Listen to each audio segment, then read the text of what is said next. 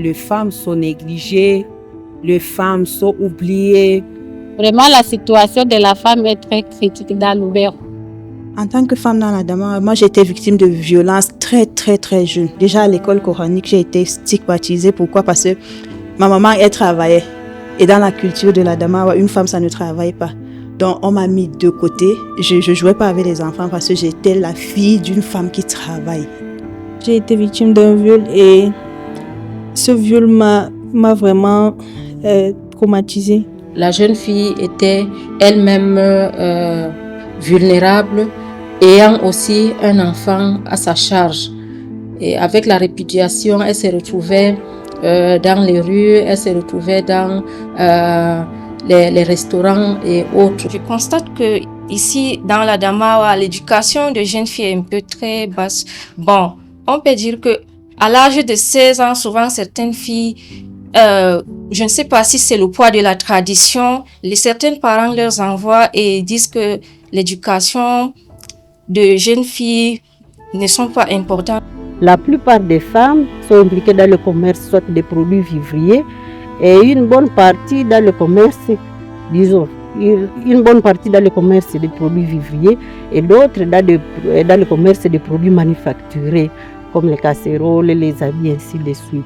Ça, c'est sur le plan économique, ça c'est la réalité économique. La plupart des femmes aiment travailler, ne veulent plus rester à domicile. Et je disais que c'est un exploit, puisque il y a une dizaine d'années, ça n'a pas été le cas. La femme pouvait seulement rester à domicile et s'occuper rien que des travaux ménagers.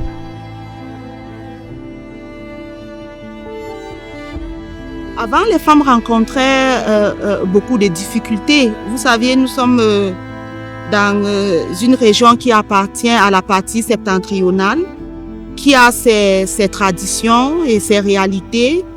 La femme venait au second plan.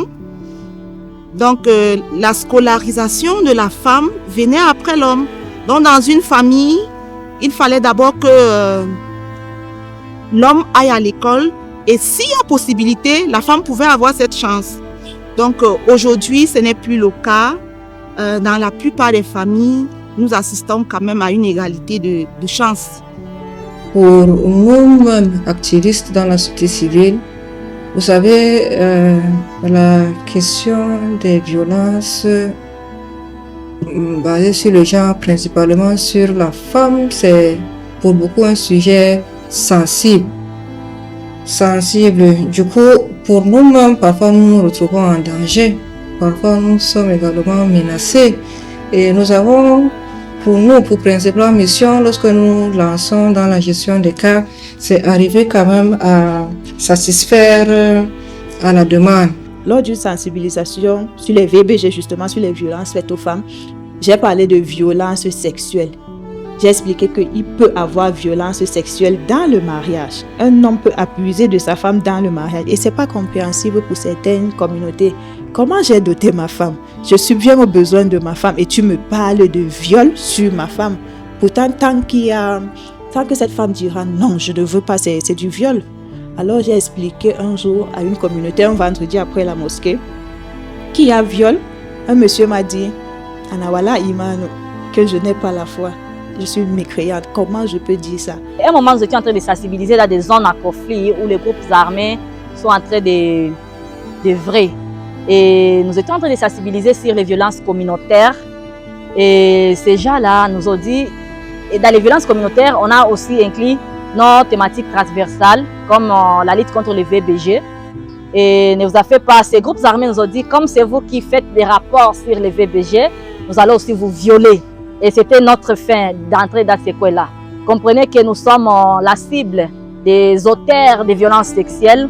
Et ce ne sont pas seulement d'ailleurs les groupes armés qui font ces violences sexuelles, mais dans des grandes institutions, il y a également ces gens qui exploitent les femmes, qui harcèlent les femmes. Et quand ils trouvent que c'est vraiment tel qui veut demander une audience, on ne vous reçoit pas puisqu'on connaît déjà la mission que vous avez au sein de la communauté. La crise sécuritaire affecte la femme de Lubero car généralement agricultrice, elle est difficile d'accéder à son terrain, à sa zone agroécologique. Vu que, bien dit, elle vit de l'agriculture. Elle a aussi difficile d'accéder aux semences, les semences améliorées. Il y a aussi difficulté de terre, puisque la plupart des zones agricoles sont occupées. Et vu la fertilité du sol, vraiment la femme a difficile à pouvoir améliorer son niveau économique. La vie devient de plus en plus difficile pour les femmes à travers l'Afrique centrale. Des rapports récents révèlent une réalité préoccupante. Les conflits, les déplacements et les rétrécissements de l'espace civique aggravent l'insécurité et les inégalités, exposant davantage les femmes et les filles à des risques accrus.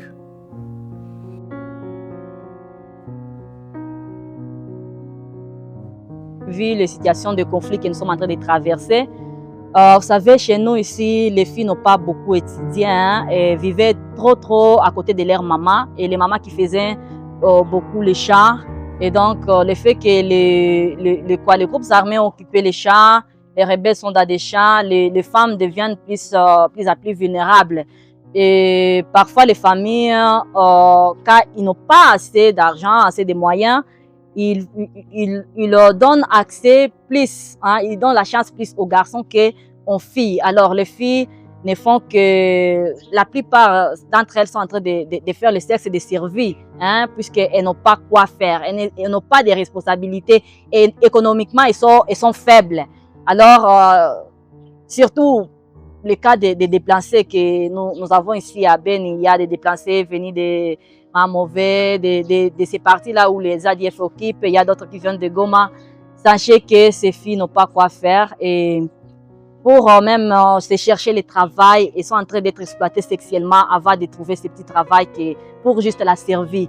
Les femmes, vous êtes en train de voir le long de la route, les femmes qui mentent, les enfants qui mentent et certains hommes mal intentionnés, mal éduqués en profitent pour exploiter ces filles sexuellement. En 2016, j'ai été victime d'un viol. J'ai été victime d'un viol et ce viol m'a vraiment traumatisée. Parce que c'était une personne qui m'était très proche. C'était mon parent qui m'a violée. Et quand je suis allée me plaindre à sa femme m'a traitée de menteuse.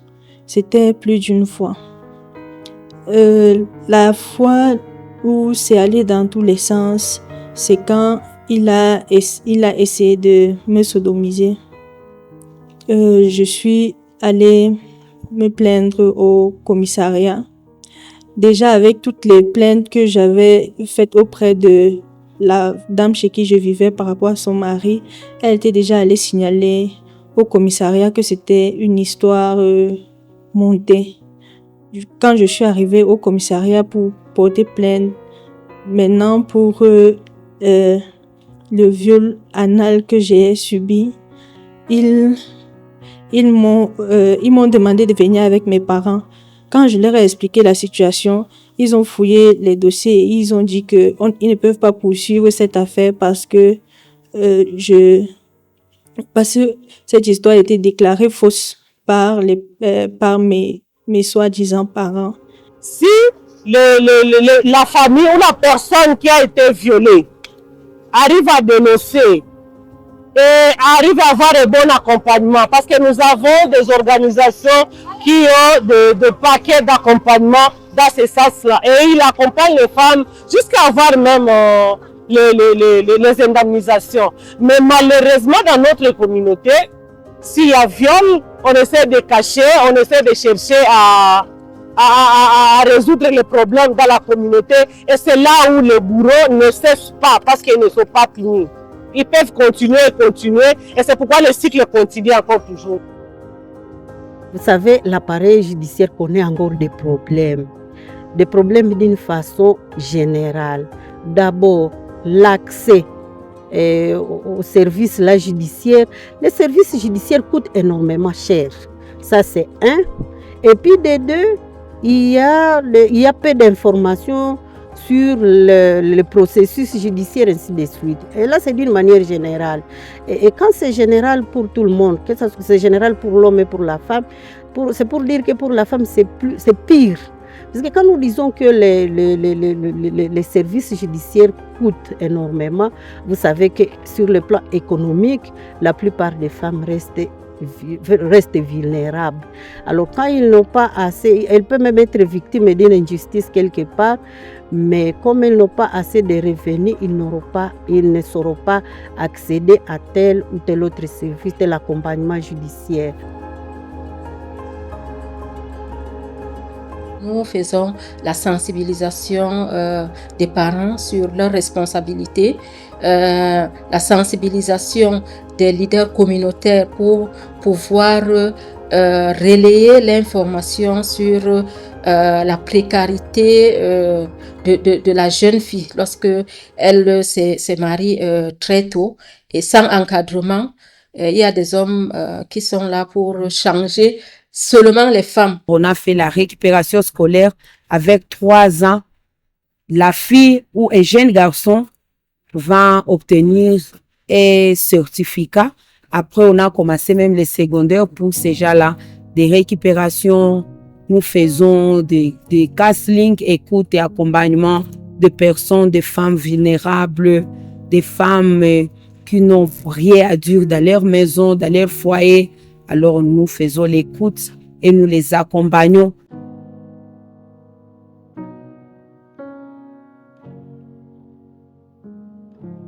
Dans la région de la Damawa, porte d'entrée des régions septentrionales du Cameroun, les communautés vivent dans l'ombre de l'insurrection de Boko Haram. Bien que la région soit située au sud de la principale zone de conflit, elle fait face à des afflux continus de réfugiés et à des attaques sporadiques. Pour les filles qui doivent déjà faire face à des discriminations culturelles et religieuses profondément ancrées, cette instabilité alourdit les épreuves du quotidien. Dans l'extrême nord du Cameroun, l'OCHA rapporte que des déplacements liés au conflit ont touché plus de 400 000 femmes et filles en 2023.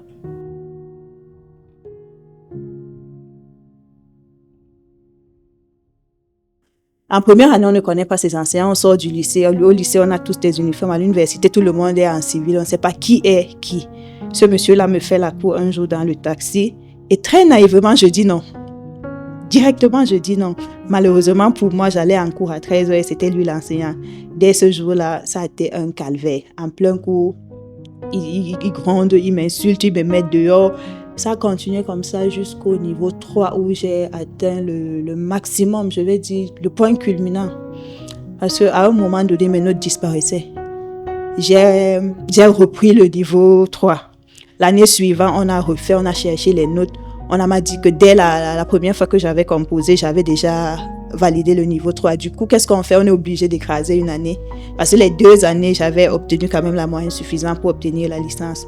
Je fais quoi? Pour une licence de 3 ans, moi, je prends 5 ans. Pour obtenir mon papier, le diplôme, donc l'attestation qui devait me permettre de m'inscrire en master, ça me prend encore 1 an, bizarrement. Donc, je vais au bureau, je suis dans les couloirs tous les jours. Et j'avais mon bourreau en face de moi. Et il me réitérait chaque fois que je t'invite chez moi, je t'invite ci, je t'invite ça. Puisque c'était déjà à ce point-là, moi, je ne voyais plus l'intérêt. J'ai déjà survécu à toutes ces années-là. Pourquoi céder maintenant? Ça m'a coûté 1 an pour avoir encore mon attestation de licence. Donc, étant inscrite à l'université en 2015, j'ai obtenu le master en 2022. Il faut parler parce que je suis restée avec ce poids qui m'a tellement rongée. Mais dès que j'ai pu parler, j'ai eu l'impression que on m'a enlevé 200 kilos sur le dos. Le simple fait de parler, dénoncer, ça m'a beaucoup aidé. Ça a été un premier pas. C'est grâce à ça même que je parviens à m'exprimer. Par la grâce de Dieu, avec les multiples sensibilisations que nous faisons, il y a quand même eu des changements. La preuve, c'est que nous enregistrons des cas. Alors que dans le temps, elle souffrait en silence, elle ne s'ouvrait pas. La première prise en charge, c'est l'écoute. Et pour qu'il écoute, il faut que la personne dénonce. Bon, le premier défi, c'était donc d'amener ces victimes de violences là à se plaindre. Parce que c'est vraiment, comme nous avons dit, c'est la plainte qui déclenche le processus.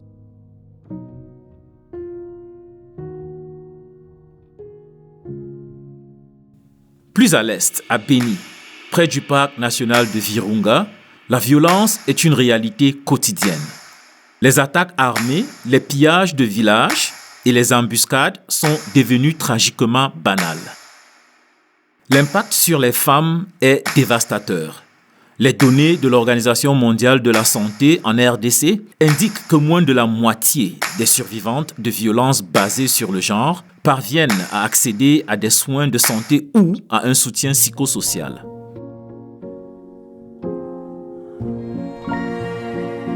Face aux conflits qui sont dans la zone, la femme est parmi, je dirais, c'est la victime principale.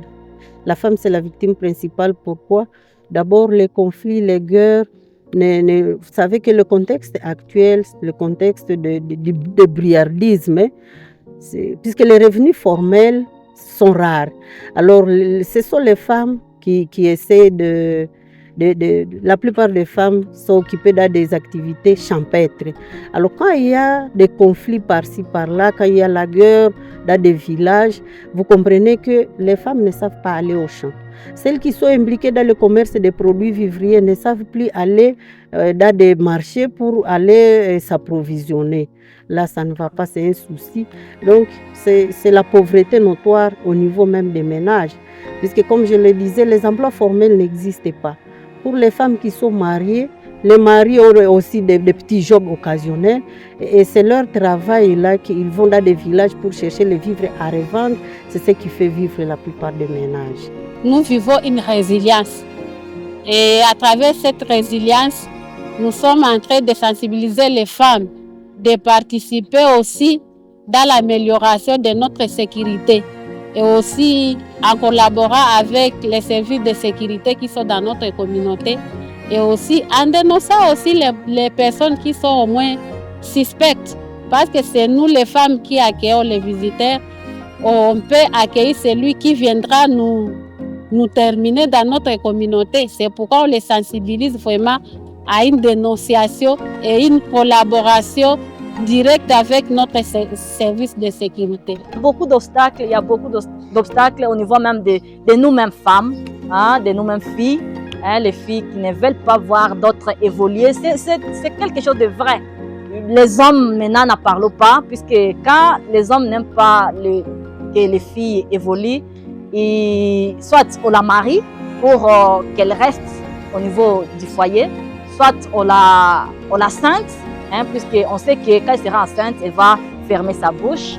Soit on l'intimide, on commence même à proliférer des mensonges sur elle. Et si elle a une âme faible, elle va vraiment abandonner, elle se sentira fatiguée. La femme de Lubero fait tout son moyen pour participer aux initiatives de paix car elle participe aux échanges populaires, elle participe aux actions locales, ce qui la permet de s'impliquer dans le processus de paix, surtout dans la sensibilisation sur la culture du dialogue, la lutte contre la désinformation, les rumeurs, les discours de haine et la résolution pacifique des conflits.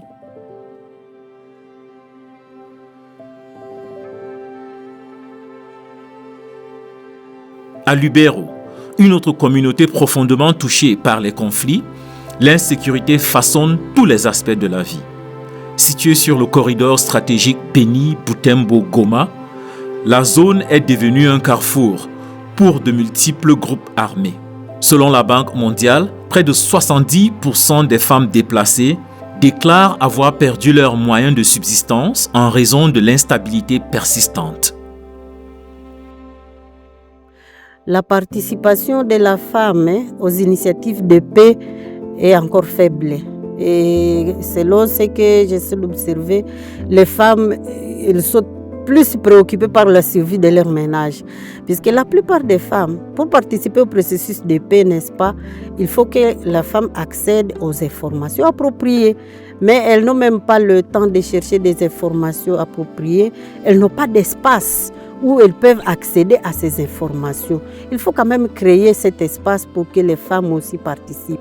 Avant de trouver, par exemple, des apprenants ou apprenantes dans nos associations ou organisations, mais aujourd'hui, il y a baisse. Il n'y a plus beaucoup qui s'intéressent aux apprentissages. Alors, il y a beaucoup de femmes qui sont à la maison, beaucoup de femmes opèrent de se lasser, même dans des voyages, dans des conférences, dans des formations. Alors, la situation sécuritaire bloque beaucoup de choses. Même dans les points de commerce, il n'y a plus une vente qui est tellement bien. Aujourd'hui, donc, toutes choses ne marchent pas, même dans les maisons. Les femmes en première ligne des crises en Afrique centrale ne font pas face uniquement à la violence et à l'injustice. Elles naviguent également dans un paysage politique de plus en plus fragile. Le recul démocratique n'est pas neutre du point de vue du genre. Lorsque les institutions s'affaiblissent, ce sont souvent les droits, la sécurité et la parole des femmes qui sont les premiers à être compromis. À travers la République démocratique du Congo, le Cameroun et au-delà, des militantes courageuses refusent de se taire. J'ai mené beaucoup d'activités pour accompagner les femmes dans la région de l'Adamawa. Ces activités donc visaient à les autonomiser et à contribuer à leur épanouissement. Donc, parmi ces activités, nous avons donc fait des formations sur la fabrication du savon solide, le savon liquide, les détergents, l'eau de javel, pour ne citer que cela. Ça a aidé parce que lors de la formation, c'est vrai, j'ai formé plus de 500 femmes, mais quelques-unes sont déjà sur le terrain, ils vendent ces produits et je suis satisfaite parce que à côté de cette formation, j'ai pu trouver des formations supplémentaires sur la commercialisation et elles sont devenues aujourd'hui, pour moi, pour des femmes de la partie septentrionale, pour les femmes qui sont ressortissantes de la région de l'Adamawa et surtout même pour les femmes musulmanes que nous connaissons avec leur réalité. Quand je les vois aujourd'hui dans le domaine de la commercialisation, vraiment, je suis satisfaite. Pour promouvoir ces droits, on accompagne certains parents qui sont peut-être à faible revenu. Il y a à des moments, on a quand même des paquets qu'on donne à ces parents pour pouvoir accompagner les enfants. Et nous sensibilisons grandement la population pour le maintien de la jeune fille, surtout à l'école. Valorisons l'éducation de la jeune fille parce que la jeune fille on dit souvent que une femme instruite, c'est toute une nation qui est instruite.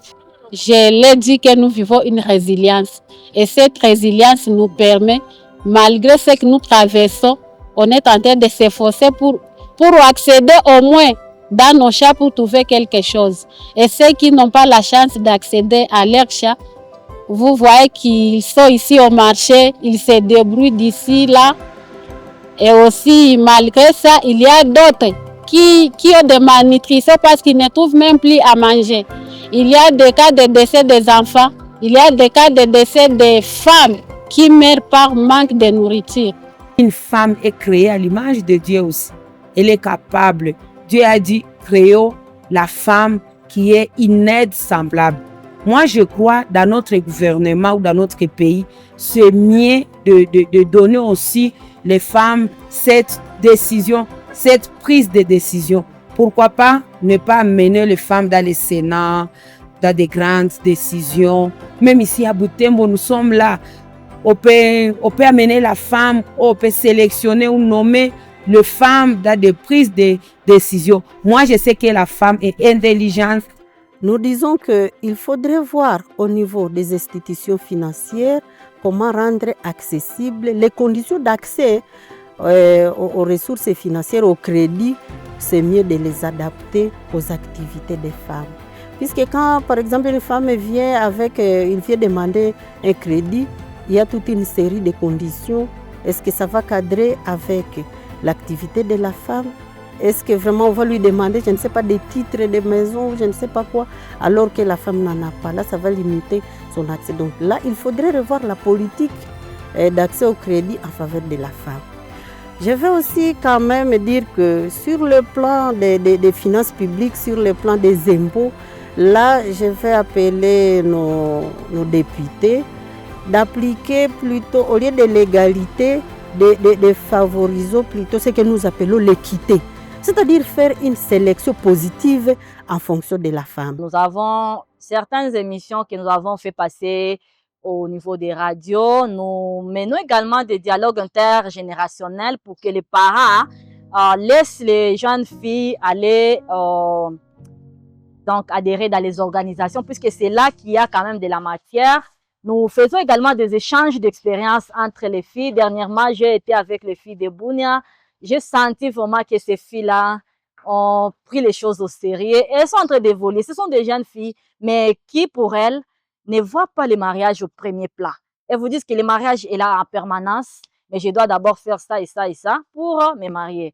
Et donc, nous faisons beaucoup, nous formons, nous faisons la capacité de ces filles-là, nous les renforçons en capacité, puisque c'est en apprenant qu'on devient également quelque chose. Même les hommes là qui sont forts actuellement, ils ont appris pour devenir ça. Et si même on veut devenir expert, il faut apprendre. Et nous les encourageons de faire l'auto-formation. Les filles là, vous devez vous auto-former. Vous devez également emboîter des sections que les hommes sont en train d'emboîter. Vous devez faire vraiment tout ça. Selon vos compétences, allez-y. Et faites ça au sérieux. Évitez les antivaleurs. Et la communauté va vous donner sa confiance également.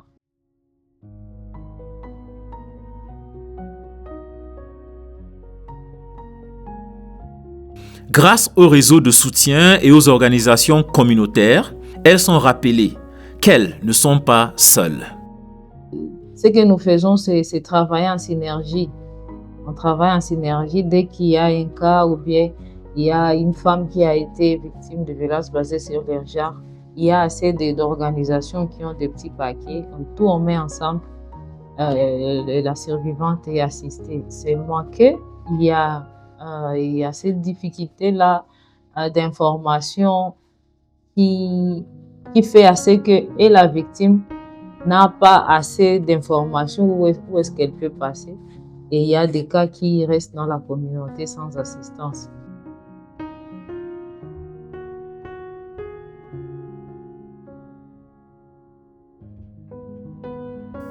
Arrêter se dire que j'arrête là parce que j'ai été victime, c'est donner la force. Si tu as pu t'en sortir, tu peux aider d'autres à s'en sortir. Et comment on aide quelqu'un à s'en sortir? En parlant à cette personne, en sensibilisant la personne là. Et puis il y a l'éducation. Cette éducation qu'on nous a tant blâmé. Pourquoi tu vas à l'école? Cette école-là te permet de comprendre plein de choses. Ce que je voulais dire à toutes les femmes qui m'écoutent aujourd'hui, que nous puissions revendiquer les droits. Parce que si vous avez vu le thème que nous avons décortiqué, ça parle des droits de la femme. Et ça passe par l'autonomisation. Que nous, les femmes, nous puissions nous prendre en charge en étant autonomes. Si nous sommes autonomes, nous pouvons faire ressentir notre voix. Mais aussi en pratique, en mettant en pratique les méthodes et les techniques que nous sommes en train d'apprendre. Parce que sinon, la loi restera dans le texte si on ne l'applique pas d'une façon journalière dans la vie. C'est ça le message que j'ai, que nous puissions pratiquer ce que nous sommes en train d'apprendre. En ce mois de mars, marqué à l'échelle mondiale par la Journée internationale des droits des femmes, nous prenons le temps non seulement de reconnaître leur combat, mais d'honorer leur résilience, leur courage et leur lutte inlassable pour un avenir plus juste. À travers l'Afrique centrale, les femmes n'attendent pas d'être sauvées. Elles s'organisent, plaident et reconstruisent de l'intérieur. Leurs histoires ne sont pas uniquement des récits de souffrance. Elles sont des témoignages de la capacité humaine, indestructible, à espérer.